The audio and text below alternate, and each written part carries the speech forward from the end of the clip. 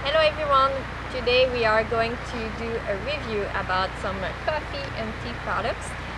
We are the Rustic Gourmet, so even on the road in beautiful location like that in nature, we want to have some good coffee. Well, in fact, I mostly want some good coffee. Max doesn't drink much of it, but well, I brought some stuff with us on the road. I really wanted to have some good material to do a good espresso in the morning. So that was the most important for me, and we also made some choice of products which didn't use energy. We wanted to economize a lot of it from our solar panels and batteries, so we use mostly hand products that will make it work by hand. I could have chosen something else. You have many things on the market, but I will talk to you about what we chose. First, talking about the coffee, I wanted some good quality coffee. We have some reserve from Quebec, from the Neta coffee shop roasters, and I buy it in grains because I want some fresh coffee in the morning. So we bought first our coffee grinder, which is the Aereo Pro Skeleton Pro. I can put the links about the products after on the in the comments of the video. So first I wanted something small and manual, so no energy, just harm energy though, a lot, and something which could last, which was solid. So first the grinder is coming in two pieces. So you have the coffee pot, and here you have the grinder where you can decide of the size of your coffee, so you can have really smaller grains and bigger grains as well. I've put it on maximum because I'm doing an espresso shot, so I want really fine coffee.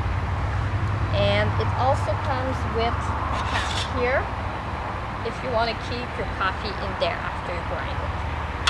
So just have to use your own energy, and you grind can be quite long, so I suggest you do I think it will be the biggest con of that products is that you have to grind a long time to have a shot, unfortunately, but I think it works very well, and so far I've used it a lot and it is still quite solid, so I think it will last there. I already grinded some coffee in advance for you though, so you don't have to watch me grind coffee for 10 minutes.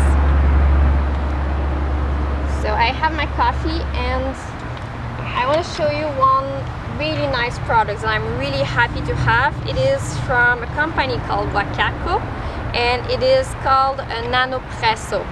So that's a hand pump for espresso shots, and it's been working very well. We're on the road since 1 month and a half, and I used it before the trip, and it's still working very well. You have to take care of it. Espresso pump, that be a big machine or small, always needs some care, otherwise it's gonna break. And I think it's a perfect little machine to bring in your backpack as well. If you're a coffee geek and you're going in a backcountry hike for several days, that's perfect. So how it works, it's coming in that little pouch here. It is, you have the first part here is the part where you put your espresso shot, and you have the filters here where it goes through at the end.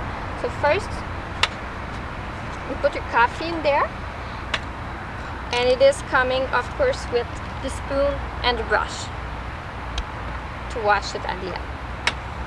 So yeah, it only does single shot at a time, but I think they do sell some stuff to do extra shots as well. Very important, you just toss it a bit, put a bit of pressure,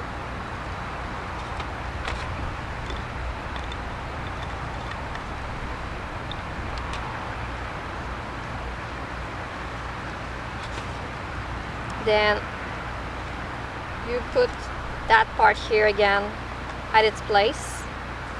That simple. And on the other part is the part where you put the hot water, and it is you can separate it in two parts, so it makes the coffee cup where you drink your shot as well after. So first we put hot water in there, so just be careful because you pour hot water in a very small container. I think that's the most sketchy part.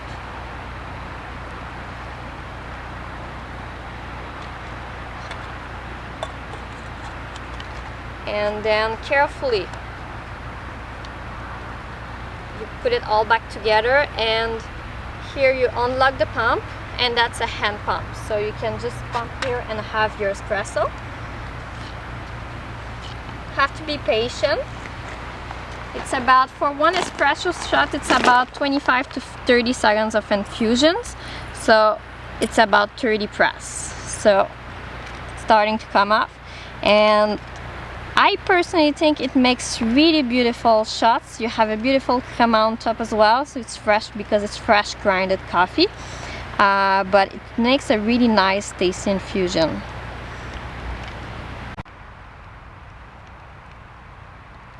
Hello everyone, so today the video is about coffees and teas by Sabrina, but she forgot something. If she forgot the burner, which burner are you going to use? So I used to have the MSR Whisper Light burner. It was quite a good product, good company as well, but something is missing on it and I cannot use it anymore. So I have to find something smaller and also powerful like it was. So I found the Etexity Ultralight burner. So it comes in that small box. It is impressive, the size of that thing. When you see something like that, you think it's not gonna be enough power, but it is. I will show you. So I will take out of the box and show you how it works. So it's that small. You just open those little arms over there on top as well. There we go. And you just have to screw it on your propane tank. There we go, simple like that. So you got the ignition button, or you can use a match as you wish, and you got also the power of your fuel over there, so you can control it. It can be really powerful, can it be medium, can be low, you decide of it. So I'll show you. You will probably not see the flame, but you will hear it, so you can hear how powerful it is. Alright, so that's not powerful. That is powerful.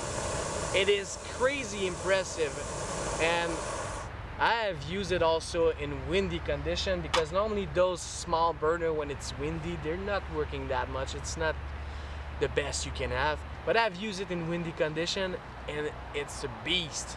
You can boil any size of water you want. It's perfect. So I really recommend that you will have this on your backpack. Now let's continue with Sab, who's doing the coffee and the teas. Ciao!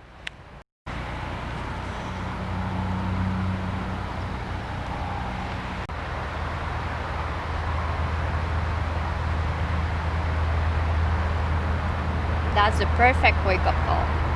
So we have here the Nanopresso from Wacaco, which I don't have any cons so far personally. I think it's really nice, worth the money.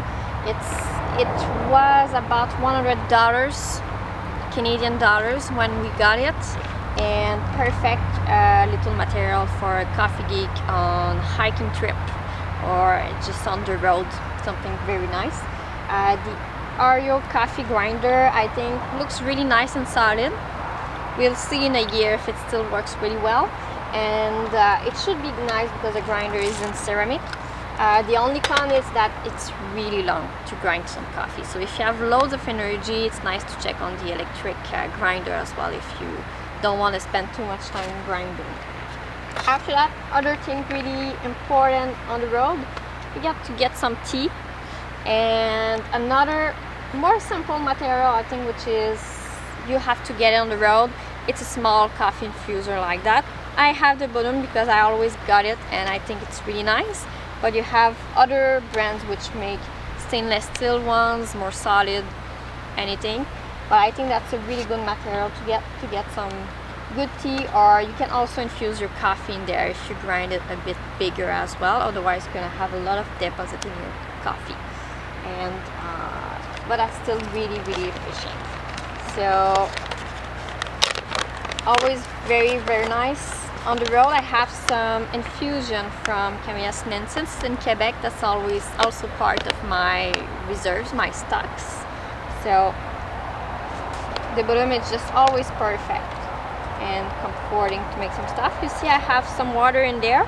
It's because if you don't know about tea, something maybe a little bit too geeky, but I think it's very good to know, is that mostly for the green tea, pouring some really hot boiling water at like 100 degrees Celsius or 90 degrees Celsius will burn the leaf and get it really tannic. So I always put a little bit of cold water at the bottom, and then it just ease a bit the infusion so it's not too hot. It's not perfect. I don't have any thermometer, but I think it's good to know to not burn your tea.